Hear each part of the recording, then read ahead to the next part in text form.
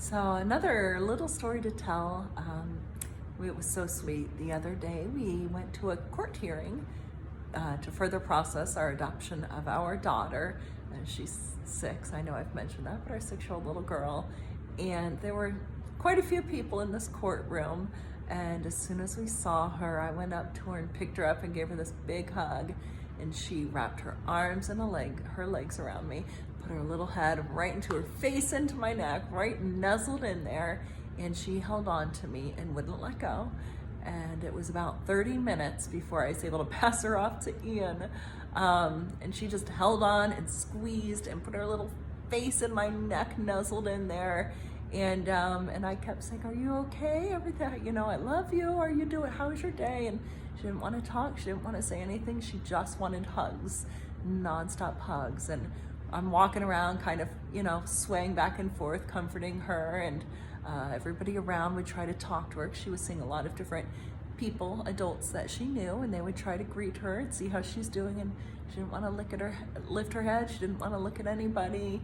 They're all saying, "You're a big girl, you need to get down, your mama can't hold you forever." And she wouldn't acknowledge anyone. She just wanted to be held and hugged. And I couldn't help but respond that's fine.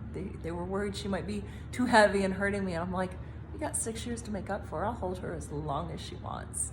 So it was a really special moment. And I did eventually sit down with her, and I was talking to an adult there involved in the system. And she knows our daughter personally. And so we were talking about her, with her right in my arms there. And our daughter started crying. And then she just started sobbing, because I'm sure this is so confusing, so overwhelming for her. And she just started sobbing, and she wouldn't stop. And then she got both of us adults crying. And that's when I eventually went outside and calmed her down some. And she's fine. She's happy. She's excited. She asked myself and Ian several times, "Can I come home with you?" And it is not fun telling her, "Not yet. We wish."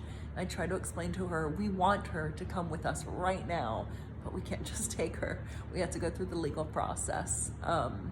And so she eventually calmed down after I passed her to Ian, and we both got a chance to hold her and hug her. And it lasted over 30 minutes before Ian set her down, and then she loosened up and played with Eland and some of the other children there. So just such a sweet, special moment. And I know someday I'm gonna forget about all of these little things that are happening. So I'm trying to document them and share them with you all, because it's those things that you never want to forget, because they're so special.